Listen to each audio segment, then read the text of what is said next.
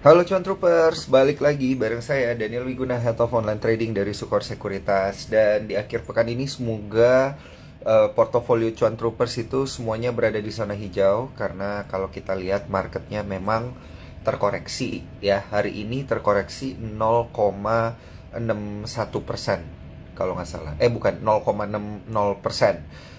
Kalau kita lihat secara mingguan itu dia koreksinya 0,61%. Kemudian hari ini kurang lebih ada transaksi sebesar 15 triliun rupiah kalau nggak salah ya, walaupun ada capital outflow sekitar 2,3 triliun. Dan juga secara mingguan gitu ya, mingguan kita masih ada capital outflow juga, tapi tenang aja, inflow kita masih cukup gede. Secara year to date itu masih ada di sekitaran 53 triliun. Nah, dari 53 triliun ini 38 triliunnya itu baru masuk di kurang lebih 3 bulan terakhir gitu ya. Dan tentunya ini tidak lain dan tidak bukan karena adanya faktor suku bunga gitu. Suku bunga yang diturunkan oleh the Fed 50 basis point masih tetap sama ya sentimennya. Dan juga Indonesia menurunkan 25 basis point lebih dulu. Jarang-jarang ya BI nurunin suku bunga lebih dulu daripada the Fed. Nah, selain itu kita ada sentimen juga dari China yang belakangan banyak dibicarakan ya di media. Secara domestik kita juga ngelihat bahwa IKN kita banyak investornya dari Australia, dari China, kemudian dari Rusia yang mau berinvestasi gitu ya. Semoga ini efeknya baik jangka panjang. Dan juga kita lihat rupiah kita ada sedikit pelemahan dari 15.000. Kemarin kalau nggak salah gue lihat 15.090-an di pasar spot, sekarang menjadi 15.120-an di pasar spot ya. Itu kalau ditranslate ke market ya, ke money changer gitu, itu biasanya jadi 15.200-an atau 15.300 kurang lebih ya, tergantung money changernya yang mana. Nah, selain itu kita juga ngelihat banking ini masih membuat orang deg-degan gitu ya. BRI sampai hari ini sudah menunjukkan adanya sedikit penguatan ya di zona hijau. Namun kalau kita lihat dari pola bandarmologinya, fasenya masih ada di fase distribusi. Nah, ini yang menarik untuk diperhatikan. Gimana nih dengan saham BRI? Apakah sekarang waktunya kita average down, atau sekarang kita beli, atau harus kita tunggu lagi ke depannya gimana gitu ya. Tapi view dari Sukor Sekuritas cukup positif ya. Kita itu target price-nya untuk BRI itu ada di kisaran take profit di 6.000 gitu ya. Rilis reportnya baru kita keluarkan di hari Rabu kemarin. Untuk detailnya teman-teman jangan lupa carinya dari aplikasi Spot aja. Bagi yang belum punya aplikasi Spot, download aja via eForm, via Play Store dan Apple Store. Daftarnya itu di eform.sukorsekuritas.com. Akan sangat mudah untuk mendaftar, atau nanti via aplikasi aja ya. Kalau udah download, nanti bisa daftarnya lewat aplikasi. Kemudian kalau udah masuk, nanti dicari aja di halaman home kiri bawah, terus di scroll ke atas, itu nanti ada bagian news dan research. Di situ nanti teman-teman bisa mendapatkan seluruh riset report dari Sukor Sekuritas lengkap semuanya dengan fitur-fitur yang mendukung kamu semua supaya bisa jadi cuan selalu gitu ya, cuan selalu. Moga-moga di weekend ini semuanya juga pada happy cuan ya. Kalau pengen lebih banyak cuannya, jangan lupa dengerin Instagram Live kita pada malam hari ini, karena tentunya kita akan mengundang salah satu narasumber andalan kita gitu ya, yaitu ada Kevas Evander. Bro Kevas mana nih ya? Bro Kevas sudah online ya? Coba kita cari ya. Nah, kita akan membahas tips untuk mengatur portofolio di kuartal keempat. Karena ini adalah pas banget ya. Ini tuh tanggal 27, Con Troopers. Gila, gue baru nyadar ya. Tanggal 27 ini adalah tanggal terakhir T-Talks ya, di kuartal ketiga. Nanti kita lanjut lagi di kuartal keempat gitu. Tenang aja ya, T-Talks tidak akan berakhir. Kita akan terus lanjut. Tapi memang ini episode terakhir di kuartal ketiga 2024 gitu. Pas banget nih ya, sebelum masuk kuartal keempat kita mau ngobrol sama Bro Kevas. Oh udah nih. Oke, siap. bocoran dan limpahan maut. Halo? Halo, Bro Kevas. Halo, Halo, malam bro. halo Bro Ya, Dani. kabar sehat, Yes, kabar sehat. yes. Mantap, Gimana di mantap. sana? Udah lama. Iya, iya, iya. Aman. Udah lama nggak ngobrol nih bareng Bro Kevas nih. Sehat Eh, selalu ya bro ya. sehat, sehat, sehat, aman. Mantap, mantap, mantap, mantap. Ya, Nah, bro, thank you banget ya udah mau join ke T-Talks kita pada malam hari ini. Temanya juga tema pamungkas ya. Ini pas banget kita di akhir kuartal ketiga iya nih. 2024. Minggu depan ini market kita pas ya, langsung masuk ke kuartal keempat nih kayaknya ya, Ya, di minggu depan. Nah, ada banyak hal yang mungkin perlu dipersiapkan juga oleh cuan troopers gitu ya. Dan ini masih belum telat lah ya bro ya untuk ngatur-ngatur strategi gitu ya sebelum yes. kita masuk ke kuartal keempat karena kita masih bisa ngatur di hari Senin ya, cuan troopers tenang aja. Dari sekarang tapi dipikirinnya kalau misalnya mau order dari sekarang juga bisa ya lewat aplikasi Spot gitu untuk mengatur nanti portofolio ordernya di hari Senin itu seperti apa. Jadi memang kita secara sistem itu di atas jam 6 sore udah bisa ngorder untuk hari besokannya. Hmm, Kalau case-nya kayak hari ini, order di hari Jumat itu nanti masuknya di hari Senin pagi gitu ya, untuk orderannya. Mantap. Nah, Bro Kevas, yes. ini kita mulai dari topik yang ringan-ringan dulu ya. Mhm. Eh, untuk tema kita pada malam hari ini ngatur porto di kuartal keempat nantinya. Nah, sebelum masuk ke sana, gimana sih sebenarnya lu ngelihat market kita gitu ya di kuartal ketiga ini? Apakah udah sesuai ekspektasi atau beyond expected gitu ya? Karena memang tiba-tiba The Fed itu ngagetin ya, tiba-tiba dar 50 basis point Mhm. hilang Mhm. gitu ya, 50 basis point diturunin gitu. Nah, ini marketnya juga merespon gitu dengan cara kemarin kita sempat ke 7.900 rupiahnya diturun sampai 15.100. Nah, gimana nih pandangan lu nih Ya, ke kondisi market kita? Silakan. eh, awalnya juga cukup kaget ya, terutama pas bulan Agustus tuh, kalau nggak salah ingat Mm-mm. kan waktu itu awal Agustus tuh, eh, di awal Betul. Agustus market merah satu global lah, satu dunia kan. Tanggal 5 Agustus tuh gue masih ingat banget, market US merah, Indo merah, Jepang yang rekor kan penurunan terbesar sepanjang berapa puluh tahun terakhir lah. Even kripto aja juga merah. Tapi sejak itu langsung tuh eh, Mm-mm. langsung bullish sampai 7.900. Waktu tanggal Agustus awal itu gue berpikir, ya paling masih di sini-sini aja lah, susah lah nembus 7.400 gitu. Tahunya habis Mm-mm. 5 Agustus itu turun, kalau nggak salah itu kan karena Jepang ya naikin suku bunga kan, makanya semua mungkin Betul. pada kaget. Tapi sebenarnya pada saat itu gue ingat juga di awal Agustus itu gue bikin materi buat sharing-sharing juga. Sebenarnya lucu juga sih, market koreksi, tapi pas saat itu tuh Indonesia lagi rilis GDP kuartalan, which is sebenarnya tuh hasilnya Mm. bagus. Nah, jadi waktu itu juga agak dilema sebenarnya. Wah, ini globalnya kok berat, tapi data ekonomi Indonesia tuh sebenarnya bagus-bagus aja gitu. Iya Ya, benar. tapi ternyata disambut disambut secara luar biasa sih sebenarnya sampai ke 7.400. Tapi memang sedikit eh, mix lah ya, karena kan kalau kita ngelihat ke kutub kutub top 4 banks, sebenarnya kan top 4 banks kita juga belum terlalu all time high gitu ya. Tadi kan Bro Mm-mm. Daniel juga bahas di depan tentang BRI. Even BRI masih koreksi lagi hari ini. Yang mendekati all time high ya paling cuma BBCA doang gitu. Kayak Mandiri, Mm-mm. BRI itu belum gitu. Nah, sedangkan selama Agustus sampai September ini kebanyakan didorong ya, kita tahu mungkin kayak ada saham Pani, ada saham brand yang sudah mulai naik lagi ya. Masih didukung sama beberapa outliers lah gitu. Nah, jadi ya cukup kaget, Mm. tapi sebenarnya ya ini memang sudah seharusnya lah untuk IHSG itu bullish lagi, Bro. Mm. Emang udah waktunya ya, berarti ya untuk IHSG bullish.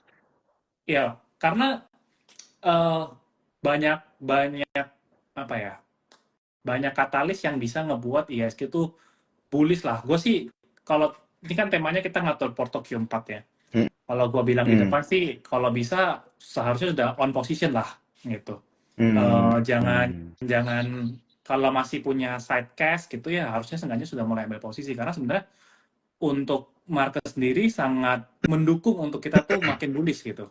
Pemicunya tadi The Fed udah turun suku bunga, BI juga udah turun suku bunga, eh, kayak dana asing yang dari awal tahun keluar juga sebenarnya sekarang pun belum masuk-masuk banyak gitu kan. Sempat masuk terus Hmm. minggu kemarin keluar lagi. Tapi dibandingin dengan awal-awal tahun, ya asing masih dananya masih masih masih belum masuk lagi ke IHSG lah. Tapi sudah break Hmm. 7.400 sudah sampai 7.500. Nah, bayangin kalau dana-dana asing yang sebelumnya ini parkir dari luar masuk lagi ke IHSG ini kan harusnya makin makin mulus. Makin kenceng ya. Apalagi sekali lagi, Iya, core iya. four banks belum pada all time high kecuali BCA aja. Oh iya, cuman BCA yang all time high kemarin ya. Iya, Mandiri Heeh, heeh. tipis lah di all time high-nya, tapi kayaknya Tipe. nggak all time high. Tapi kalau Iya, BRI kan iya. masih belum. Hmm. Iya, soalnya emang kenceng banget ya kenaikan kemarin gitu. Orang-orang juga udah jadi pada super positif lah ya, karena kita ngelihat kenaikannya itu dengan volume, kita lihat ada penguatan rupiah juga.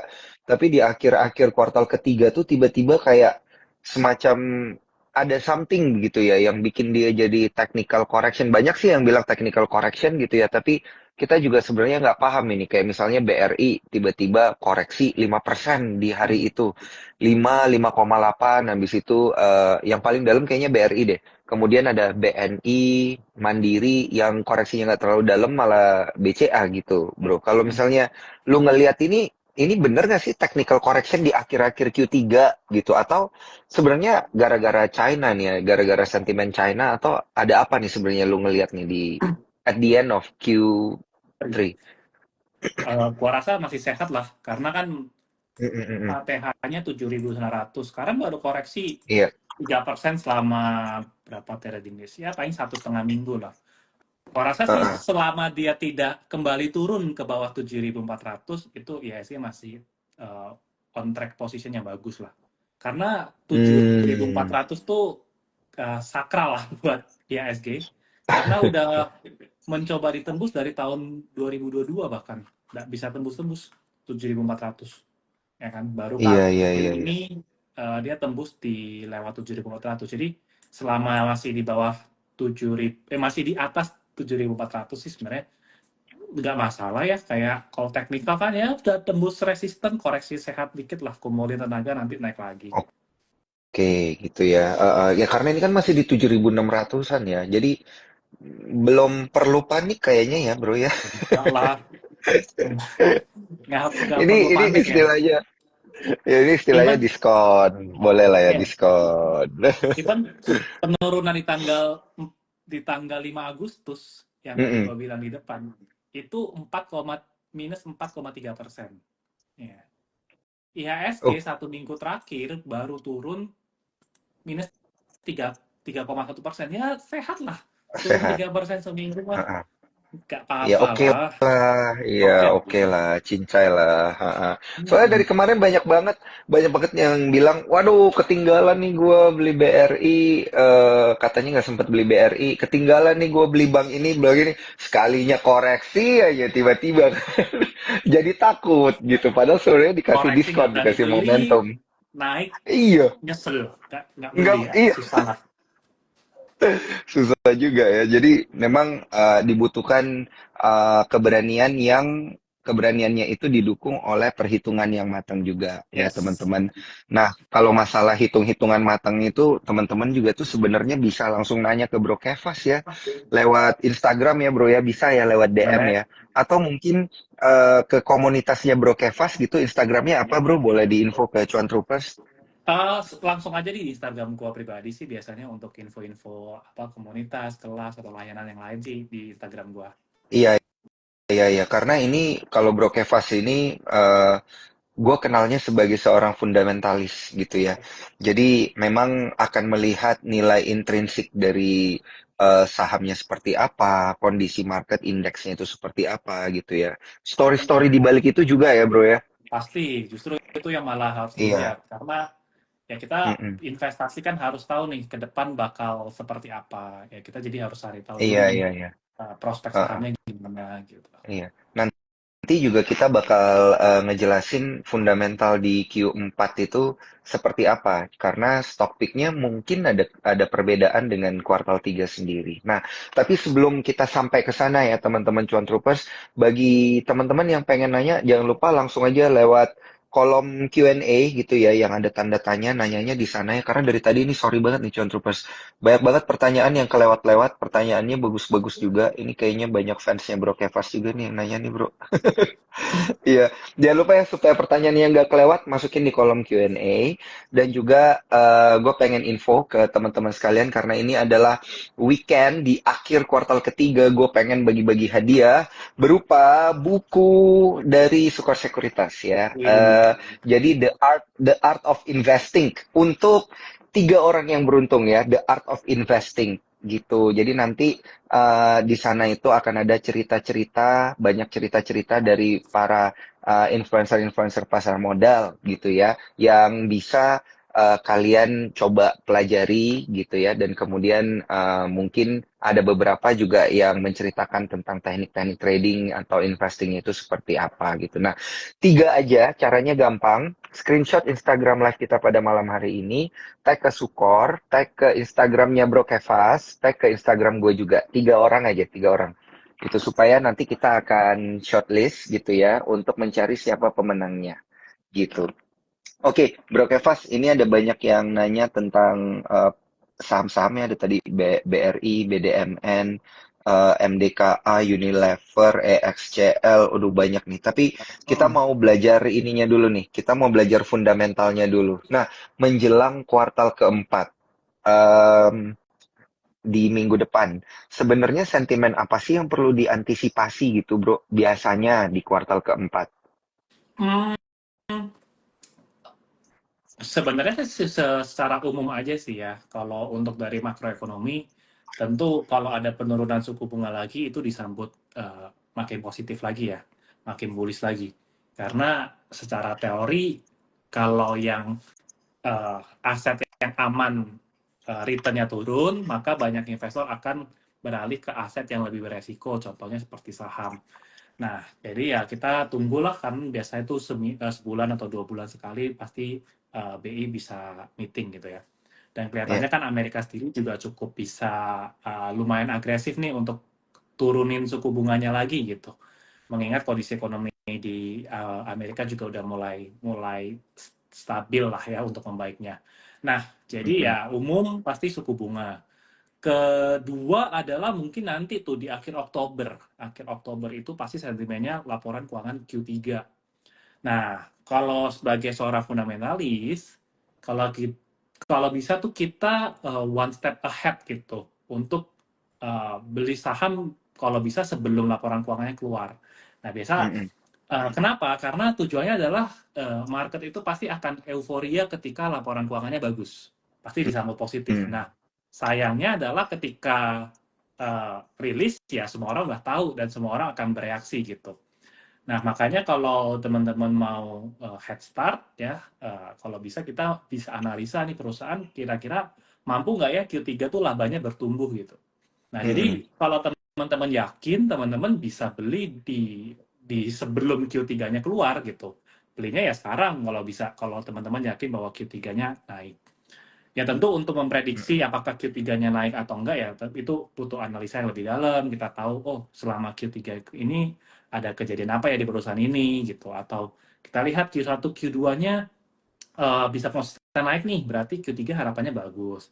Atau kita ngelihat nih, biasanya Q3 tahun 2023 cari yang jelek tuh. Cari Q3 yang tahun lalunya jelek, jadi seakan-akan begitu Q3 2024 rilis, bagus banget karena dibandingin sama Q3 2023 yang jelek gitu. Nah, jadi banyak cerita yang teman-teman angle-nya bisa ambil dan ya itu lebih ke sarah spekulasi untuk sebelum Q3-nya rilis ya. Biasa kan akhir Oktober atau ya Ya. paling mentok-mentok paling telat tuh akhir November itu udah deadline-nya gitu. Tapi ya kurang lebih sekitar Oktober awal November tuh udah pada keluar harusnya. Ya paling sentimen Q4 Hmm. itu sih sama nanti Desember pasti ditutup dengan Santa Claus Rally ya. Mm-mm. Natal, window dressing. Ya jadi kalau tips mengatur porto Q4 sih stay on investing aja sih. Stay invested aja gitu. Hmm. Karena anginnya udah harusnya udah bullish gitu anginnya. Iya, iya, iya, iya, iya. Pokoknya santai aja, jangan panik ya. Iya sih. Nggak akan Itu kayak nggak tips akan kita pertama. susah sekali untuk turun ke level yang kayak sampai di bawah 7.000 atau sampai eh, ya susah sih kecuali memang ada bener-bener force major yang besar lagi atau Force another major. pandemi, Iya, which is kita iya, nggak iya. berharap itu terjadi atau another Iya war benar. perang, ya kita nggak berharap itu terjadi ya, jadi ya harusnya sih Iya, anginnya bullish lah. iya, iya, iya. Aduh, amit-amit lah bro. Moga-moga Iya. jangan ada event-event yang mengejutkan ekonomi kita ya. Kecuali lu Soalnya, belum punya posisi. oh iya, iya, iya, iya, iya. Itu tuh kasihan tuh. Kasihan banget kalau belum punya posisi. Tapi tenang aja ya. Nanti kita akan bahas dari apa namanya, dari sisi itu juga bagi mereka yang belum punya posisi. Kalian belum telat gitu ya, masih Hmm. bisa lah karena ini kan situasi koreksi ini jadi mendorong orang itu apa ya istilahnya bergain hunting gitu ya. Dia akan berusaha mencari-cari emiten mana yang bagus untuk masuk gitu ya. Porsi yang mana dikurangi karena udah terlalu tinggi dan lain sebagainya. Nah, itu biasa dikenal dengan bargain hunting. Mantap. Ini dan sama tadi di Oktober ya, kalau boleh gue tambahin ya, ada pelantikan ya itu ya, Bro ya. Oh iya, Pelantikan presiden baru ya. presiden baru Ada ya. Pak Prabowo dan Gibran gitu. Nah, menurut lo itu sesignifikan apa sih sentimen itu, Bro, ketika udah dilantik nih? Kita bahas politik dikit deh. Karena ternyata banyak pelaku keuangan itu yang katanya memang bilang, tunggu aja deh sampai presiden baru dilantik, baru kita gaspol kayak gitu. Nah, menurut lu gimana? Kelihatannya sih kalau market saham tuh selalu bereaksi sebelum eventnya kejadian ya. Jadi sebenarnya Mm-mm. sentimen presiden yang baru itu sudah di awal Surprise in ya? awal waktu pas pemilu lah.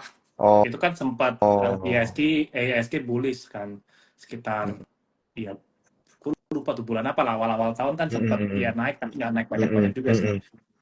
Kalau pelantikan ya kita juga belum bisa melihat langsung kinerjanya gimana kan. Nah, tapi biasa kalau sekarang gua lihat ya biasa pelaku pasar tuh suka perhatiin kayak susunan kabinet yang baru siapa sih yang megang Oh, itu benar. Menteri Keuangan gitu. Banyak yang bagus-bagus nggak namanya. Nah, meskipun belum kelihatan hasil kinerjanya, tapi orang atau investor sudah mengantisipasi hal itu di depan gitu.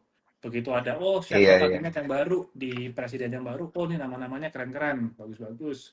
Market suka ya, itu Iya, biasa iya. udah mulai mulai jalan. Tapi pas di hari pelantikan sih, I think nggak akan terlalu yang gimana-gimana. Ya mungkin lebih volatil kalau terjadi sesuatu ya. Tapi ya, dia sudah direspon dari awal tahun sih sebenarnya kalau uh, Iya, iya, iya. Benar, benar, benar. presiden Kabinet yang baru. kayaknya ya bro ya. Ya, Bener kata lu sih, kayaknya kabinet ini yang orang tunggu-tunggu siapa yang jadi Menteri Keuangan gitu. iya, Karena kemarin kan Sri Mulyani udah pamit ya, sampai iya. sampai itu loh waktu pamit sampai nangis loh dia. Waduh, gue juga liat videonya gue terharu sih.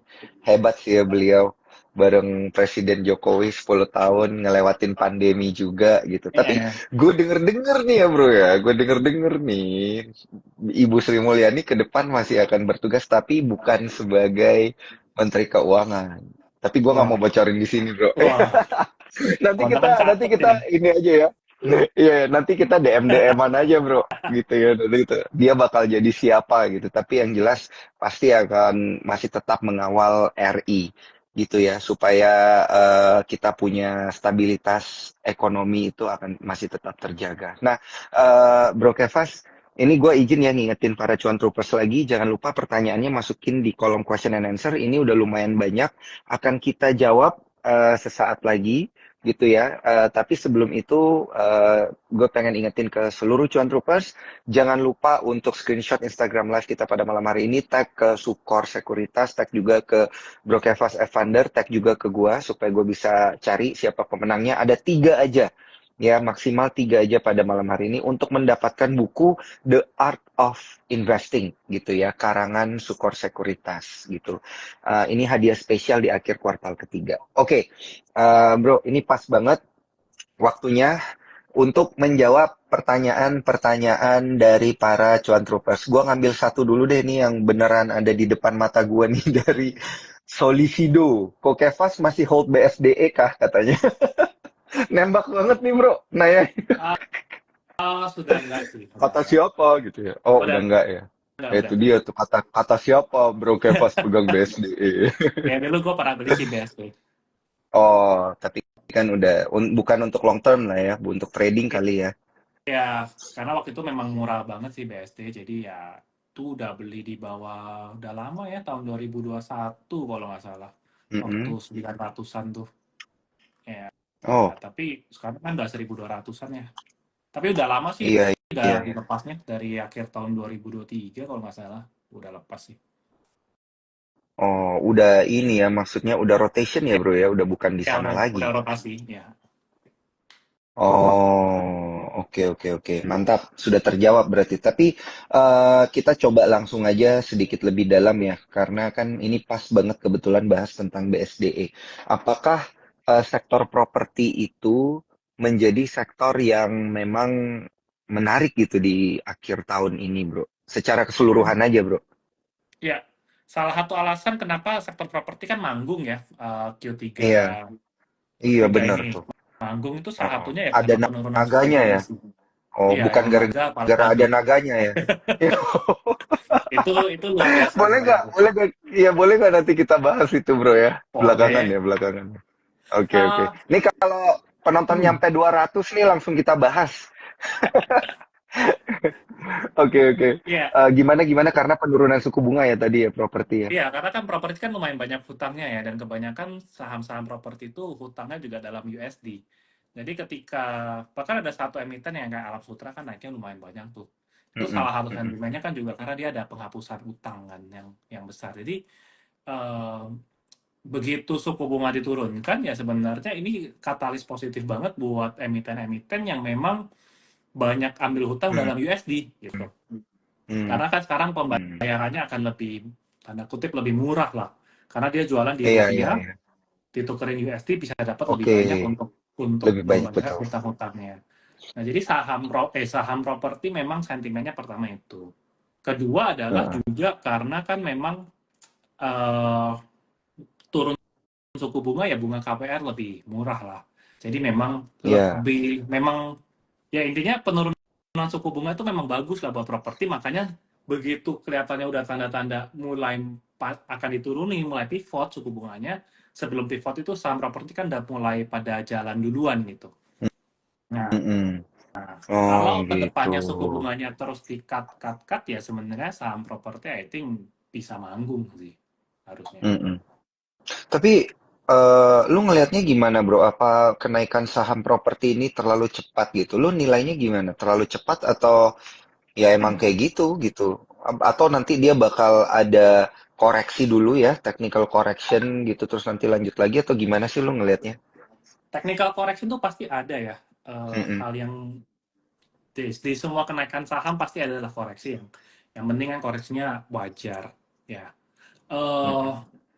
Kalau apakah ini terlalu cepat atau enggak, ya itu kadang market sih yang bisa menilai ya. Yang penting kalau gua sudutkan pandangnya fundamentalis ya gini, fundamentalis itu susahnya adalah kita juga nggak tahu kapan tuh saham akan naik gitu. Kadang kita beli Mm-mm. saham pakai value investing aja bisa sebulan langsung take profit karena dia naiknya kenceng banget tuh, dapat momentumnya. Naik Iya. bisa kenceng banget. Keluar cepet di bawah setahun ya bisa aja. Tapi juga ada yang Mm-mm. value investing kita udah nunggu bertahun-tahun, 1 tahun, 2 tahun, kagak naik-naik gitu kan. Nah, jadi seberapa cepat kenaikan saham memang ditentukan sama market. Nah, makanya kacamatanya fundamentalis dan poinnya adalah yang penting kita beli itu nggak kemahalan gitu kan. Karena kita Mm-mm. percaya soon or later harganya ini pasti mencerminkan value-nya gitu. Iya iya Nah, iya iya. jadi kalau buat gua kalau udah beli terus pingin cepet naik nggak? Ya pingin gitu. Kalau bisa Heeh, heeh, sebulan 2 bulan heeh. beggar juga pingin gitu. Nah, makanya juga ya itu pentingnya tahu story-nya apa. Yang kedua ya kita belinya nggak kemahalan lah.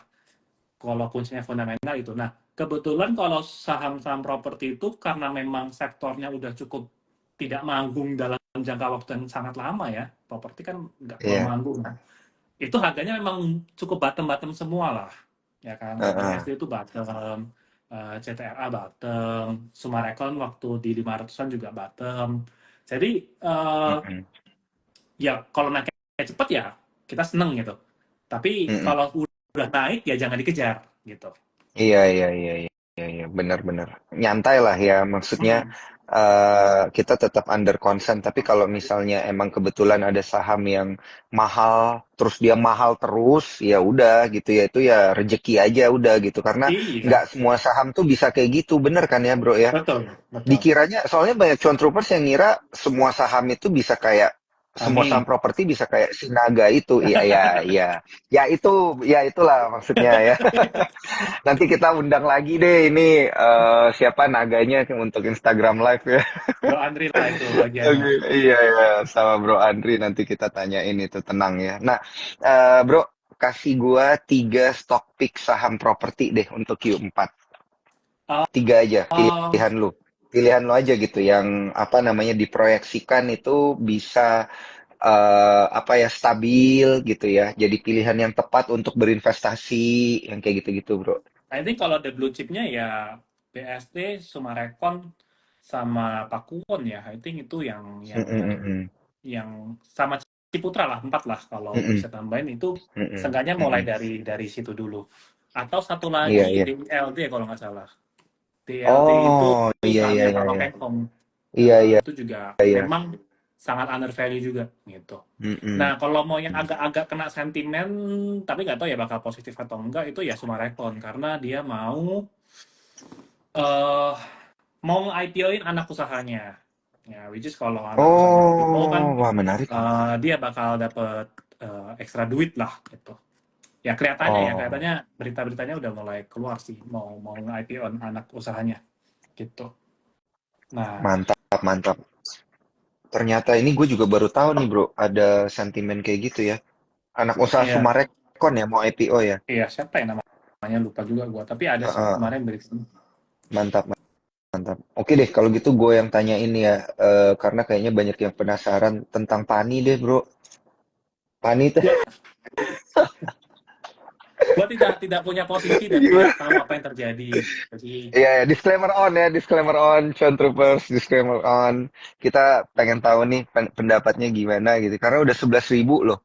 Kemarin sih naganya bilang itu 11.000. kalau tembus, oh 12.000 ya. Kemarin soalnya naganya bilang kalau lewat 10.400 itu artinya dia bakal naik terus gitu ya. Disclaimer on nih, bener ternyata. Sekalinya tembus 10.400, dar. 12.000 ya. Ini ada yang nanya, Pak, nih target ke berapa ya? Kalau kondisinya udah kayak gini, sky is the limit lah, bro. Nggak ada yang tahu ya, tanyain naganya aja nanti.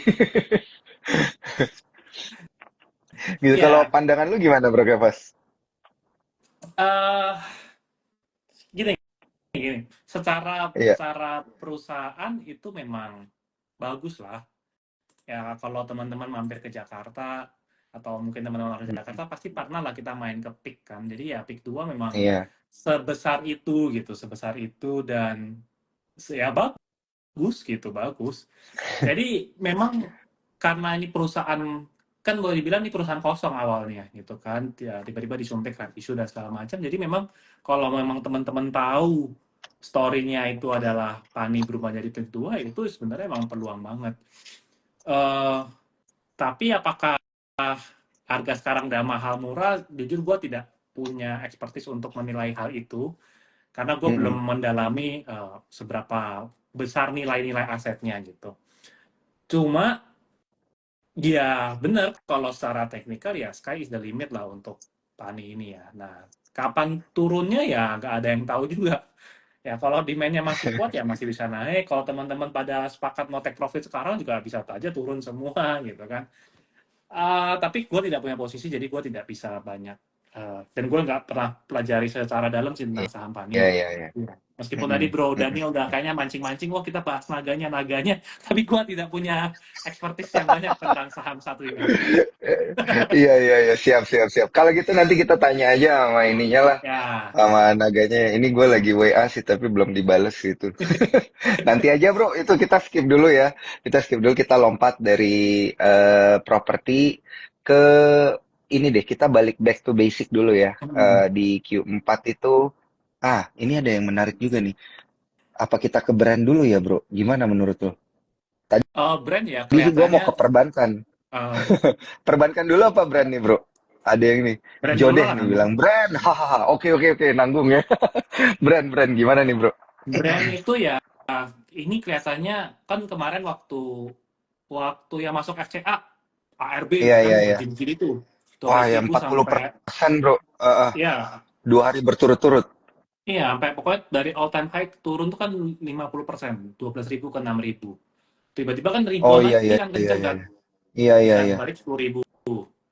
Eh berarti kan, oh ini masih kuat nih. Kenapa? Mm, Karena mm, memang mm, waktu penurunan itu juga kalau dilihat secara volume nggak banyak mm, mm, nggak mm, banyak yang keluar mm, gitu. mm, Karena FCA aja kan, jadi dia bertahap tek tek tek tek tek, tapi nggak iya ada iya. volume gitu. Mm, mm, Nah terus mm, mm. ya mungkin pintarnya mereka lah ya, manajemen bisa mengakali supaya keluar lagi dari FCA, begitu Iya. keluar mulai naik lagi.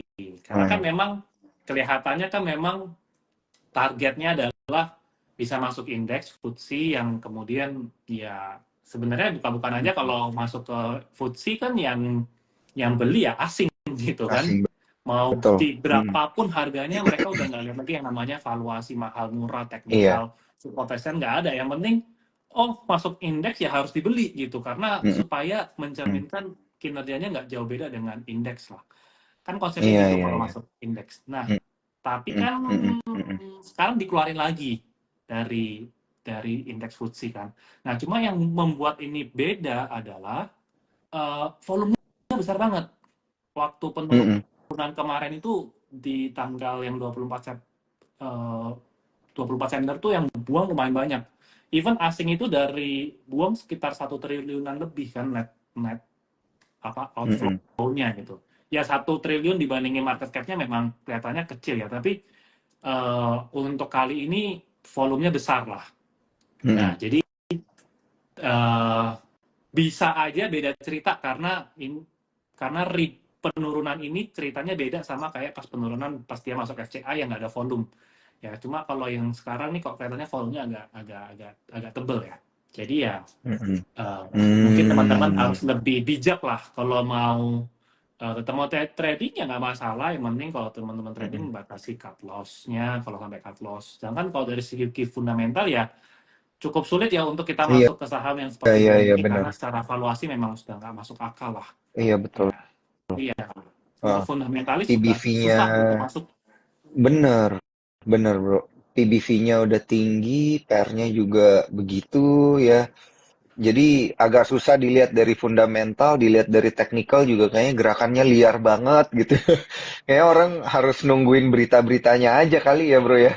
Ini Iya, dan kapan lagi masuk di FTSE apa kayak gitu.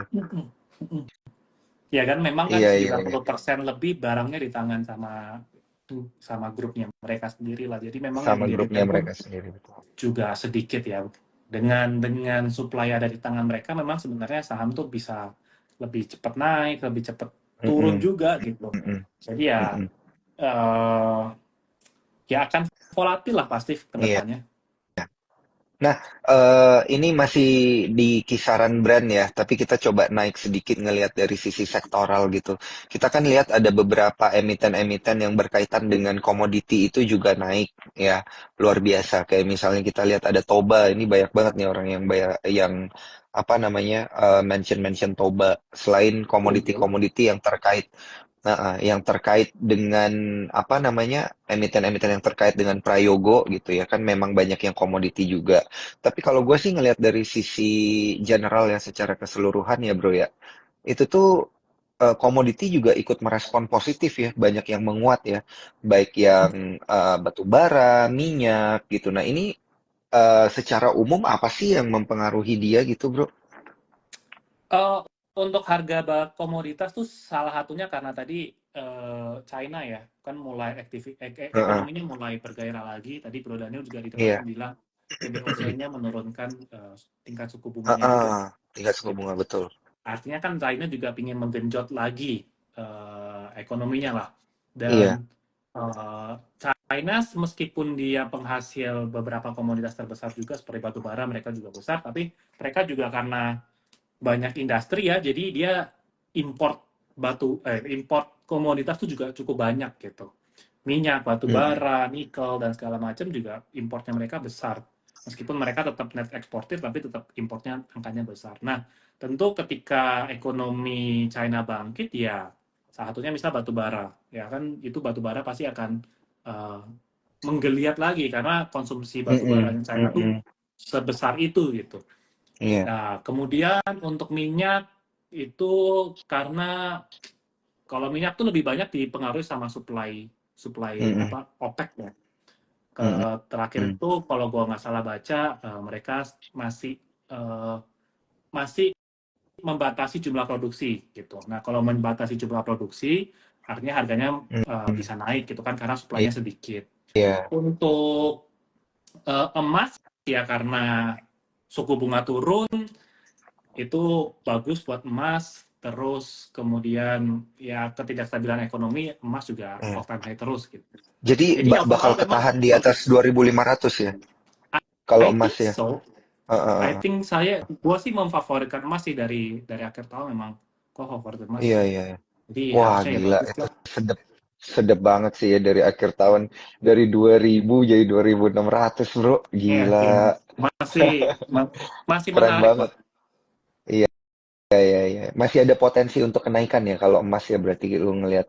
Karena kan suku bunga masih bakal diturunin lagi gitu ya bro. Iya, iya. Eh, ya apalagi ya sebenarnya sekali lagi kita nggak berharap ada perang dan segala macam. Tapi ya kenyataan di luar sana masih ada gitu kan, meskipun sekarang beritanya tidak terlalu besar-besar lagi, tapi potensi ketidakstabilan ekonomi itu kan cukup tinggi lah kalau kita lihat atau kita bandingin dengan beberapa tahun-tahun sebelumnya. Jadi ya cukup wajar harga emas mulai naik lagi gitu. Dan ya secara Iya. jangka panjang harga emas akan terus naik sih karena dia memang sudah disepakati banyak institusi dan orang investor yang bahwa emas tuh ya safe haven gitu. Dia Mm-mm. hedging pelindung nilai gitu. Jadi ya dari sononya emas emang secara jangka panjang akan tetap naik sih. Tapi tidak yang volatil bisa naik banyak banget sih enggak. Stabil lah tapi pelan-pelan. Oh iya iya iya. Oke oke, menarik menarik. Oke, sebelum kita lanjut ya ke pertanyaan berikutnya, tadi itu kita udah bahas dua sektor, ada properti dan juga ada komoditi secara menyeluruh. Jangan lupa ya teman-teman Cuan Troopers, ini kalau mau bergabung itu bisa melalui ifom.sukorsekuritas.com ya supaya bisa sama-sama bertransaksi di kuartal keempat ini dan bisa meraih cuan. Dan ini ada yang nanya kalau mau bikin rekening tanpa kode referral kok nggak bisa? Bisa, tenang aja gitu ya. Nanti dicoba di refresh lagi itu pasti bisa nanti untuk buka akunnya. Kita minimum deposit cuma 10.000 teman-teman Cuan Troopers ya. Jadi udah bisa dengan punya akun nanti udah bisa langsung join ke grupnya Bro Kevas juga gitu ya untuk Tapi nanya-nanya secara masukin fundamental. Heeh. masukin referral kalau gitu. Iya iya, masukin referral apa nih Bro? Kevas Ini soalnya kan ada namanya langsung. oh iya, soalnya ini ada yang bilang referral referral katanya kalau dikosongin nggak bisa. Ya udah masukin referral Kevas saja Iya, ada kok Kevas. gitu ya. Bisa masuk gitu ada. Mantap. Nah, Bro, dari komoditi kita coba beralih ke back to basic nih. Kita ke banking ya, yang paling banyak menggerakkan indeks lah ya, komposisinya paling gede di indeks. Q4 gimana nih menurut lo? Karena kan suku bunga sepertinya bakal diturunin lagi di Q4. Otomatis kalau suku bunga turun, biasanya profit marginnya perbankan itu juga menurun juga gitu ya. Karena kan apa ya, mereka punya marginnya terpangkas lah ya dengan penurunan suku bunga gitu. Nah, view-nya gimana nih bro untuk bank-bank di kuartal keempat ini? Eh tetap karena basicnya banking to basic ya view-nya tetap bagus sih sebenarnya karena banking itu mau gimana pun ya kondisinya mau suku bunga naik dia tetap untung, suku bunga turun dia juga tetap untung karena anggapannya mereka udah punya selisih lah namanya kan net interest margin kan. Jadi meskipun suku bunga turun tapi nggak kemudian langsung semerta-merta eh, tingkat deposito langsung diturunin kan enggak juga gitu kan. Terus kemudian apakah suku bunga KPR langsung turun banyak juga enggak juga gitu. Mm-mm. Paling yang paling berasa ya kalau memang pinjamannya itu apa namanya, yang floating ya. Kalau floating memang pasti langsung berasa. Nah, tapi sebenarnya banking itu meskipun suku bunga turun, gini, banking itu salah satu penyakitnya di tahun ini adalah karena banyak yang masih gagal bayar. Sebenarnya kan itu ceritanya dari pandemi. Oh, oke. Nah, karena pandemi susah, kan kemudian dikasih keringanan, banyak yang dihapus buku dan segala macam, dikasih keringanan. Nah, sebenarnya ceritanya sampai sekarang tuh masih banyak, terutama UMKM-UMKM, makanya kayak BRI, BTPS tuh yang paling kena dampak, karena UMKM paling paling kena dampak lah ya, yang kelas menengah ke bawah, yang UMKM usaha kecil. Nah, jadi salah satu bobot terberat misalnya kayak Bank BRI itu adalah salah satunya juga karena untuk penghapusan buku gitu. Sorry, bukan penghapusan buku. Apa namanya? Allowance, cadangan kerugian. Cadangan Mm-mm. kerugian ini adalah untuk mengcover yang gagal bayar. Nah, dengan Mm-mm. suku bunga turun sebenarnya malah bagus untuk BRI. Kenapa? Karena eh, potensi untuk pencadangan penghapusan bukunya ini bisa makin kecil. Karena kan Mm-mm. harapannya adalah ketika suku bunga turun, orang jadi bisa lebih, bisnis-bisnis bisa lebih lancar lah pembayarannya, karena Ya. kreditnya juga lebih murah. Nah, yang kemarin belum berani misalnya ambil kredit, jadi bisa ambil kredit, karena kreditnya mungkin potensi akan lebih murah lagi, apalagi kalau bakal cut suku bunga terus gitu. Nah, jadi itu sih, eh ya tetap sih, tapi gimana pun ceritanya banking itu sangat basic ya. Jadi mau dia naik atau mau dia turun suku bunganya tetap akan tetap menghasilkan duit lah. Iya, iya, Banking iya, ya iya. Nggak isinya duit bakal, semua. iya, nggak bakal kekurangan duit lah ya bro ya. Iya. Profit juga, profit juga pasti masih akan terjaga gitu ya. Oke, untuk banking. Kalau kita nih ada kebetulan yang nanya, kok GIAA gimana menurut kok Kevas? Penerbangan nih, gimana ya? Iya, Um, udah lama nih bro, nggak dengar kabar emiten-emiten penerbangan gitu ya. gue juga nggak pernah pelajarin sih ada apa yang terjadi di GIA sekarang. Iya, Dia dia FCA nggak sih? Nggak ya? Mana nggak, sih? nggak, Nggak FCA. nggak kena, Gue nggak kena nggak tahu tato sih apa yang X. terjadi di GIA, jadi gue nggak bisa komen banyak. Oh, oke, oke, oke. Ini ada, oke, ini dari Bang ada yang nanya insight-nya BTPS dan BBTN gimana gitu. Kenceng juga tuh soalnya kemarin gua ngeliat BTPS. Hmm, ya sejak eh ya meskipun kalau dibandingin beberapa tahun lalu BTPS kan memang salah satu saham yang turunnya berasa banget tuh dari 2000 dari 4 ribuan kalau nggak salah ya sampai sekarang BTPS berapa sih terakhir Mm-mm, 1270 ya. mm-mm, Ya tadi sejak pandemi memang kendalanya BTPS itu sejak pandemi sih karena UMKM-nya kan kena benar-benar kena dampak, bahkan segmennya BTPS tuh jauh di bawah UMKM di mana kayak petani-petani unbankable, orang-orang yang punya bank malah mereka dikasih pinjaman meskipun nilai pinjamannya mereka tuh kecil loh, nggak nyampe 5 jutaan biasanya. Jadi eh, bukan yang kayak korporat Bank Mandiri bisa salurin pinjaman triliunan gitu. Nah, tapi karena dia mainnya kecil, segmen yang lebih kecil, ini yang paling banyak kena dampak sejak pandemi. Nah, sentimennya BTPS kayak seperti tadi saya bilang, ketika suku bunga turun ini harusnya memang lebih bagus buat saham-saham yang kemarin ini banyak banyak banyak mencadangkan kerugian karena harapannya adalah dengan suku bunga turun, angka gagal bayarnya makin turun gitu. Ya, jadi setidaknya dengan penurunan suku bunga ini harusnya malah bagus. View saya sih sebenarnya bagus untuk BTPS dan BRI ya kalau turun suku bunga. hmm. Oke, oke, oke. Noted. Nah, ini waktu kita terbatas ya, tapi masih ada waktu untuk beberapa pertanyaan dari Cuan Troopers. Sebelum kita beralih ke pertanyaan Cuan Troopers, gue yang pengen nanya dulu nih, Bro. Yes. Sektor andalan Bro Kevas di Q4, sektor apa nih, Bro? Ah, sektor gua boring, Bro. Apa tuh? Apa tuh? Sektor Gak gua apa-apa, masih yang penting sama sih cuan, bro. dari saham gua belum gerak masalahnya, itu aja. Oh, Jadi emang agak boring. Satu, gua memang suka emas. Cuma proporsi iya. saham emas di Indonesia memang nggak terlalu banyak yang benar-benar pure player ya. Misal kayak Antam dia ada nikelnya. Paling yang benar-benar pure player ya kayak BRMS, PSAB. PSAB cuma ada berita tentang mau dibeli lah. perusahaannya sama mau diakuisisi. Makanya dia yang paling tinggi sendiri PSAB. Jadi sektor emas sebenarnya gue suka. Kedua, ya green energy masih sama sih cerita gue dari tahun 2023. Gue suka sama green Hmm. energy, tapi ya belum ada kabar yang gimana-gimana, makanya masih slow tapi nggak turun sih. Jadi ya gue sih masih tenang-tenang aja untuk saham-saham yang green energy. Sebenarnya brand juga masuk green energy. Jadi sebenarnya secara sektor bagus, tapi ya itu tuh tetap aja valuasinya udah kemahalan banget lah. Agak sulit untuk dikejar. Hmm. Oh. Dan yang ketiga sebenarnya ya tetap banking lah. Hmm. Banking paling aman Hmm. lah. Hmm. Hmm. Hmm. Sebagai penyeimbang portofolio ya, bro ya. Iya, Oke, oke. Nah, bagaimana dengan sektor teknologi nih, bro? Kan ada Goto juga tuh yang menjadi penggerak indeks ya. Menurut lu gimana nih, bro, ngelihat sektor teknologi?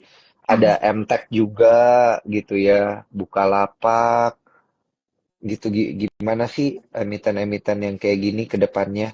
sebenarnya gue nggak suka sih. Sebenarnya gue nggak Hmm. terlalu suka sektor-sektor teknologi. Jadi gue against sih sebenarnya. Iya, Karena iya, iya. sebenarnya nggak Iya. ada yang, ya misalnya Goto memang teknologi banget, tapi baik-baik lagi profitability-nya kan masih dipertanyakan ya. Yang itu yang sulit sih. Mm-mm. Selama company-nya masih burn uang, agak sulit sih. Yang penting kan ujung-ujungnya menurut gue tetap kalau memang bisa profit itu akan jauh lebih bagus. Nah, cuma kan sekarang kendalanya mereka belum belum belum show the money gitu. Hmm. Jadi ya kalau harga Oh, sahamnya naik ya karena lagi naik aja gitu menurut gua. Enggak, ya karena lagi banyak yang mm, main mungkin di sana. iya, iya, iya, iya, iya. Oke, oke. Menarik, menarik. Nah, ini di beberapa menit terakhir ya untuk Instagram Live kita, mungkin untuk teman-teman cuan troopers ya yang pertanyaannya masih banyak. Tadi juga ada emiten yang kita udah bahas, tapi mungkin Instagram live-nya kelewat. Jangan takut, nanti ini kita akan posting kok di Instagramnya Sukor. Jadi teman-teman bisa nonton ulang lagi gitu ya. Lewat Instagram ataupun di YouTube nanti juga bakal kita naikin kok. Di Spotify pun ada gitu ya.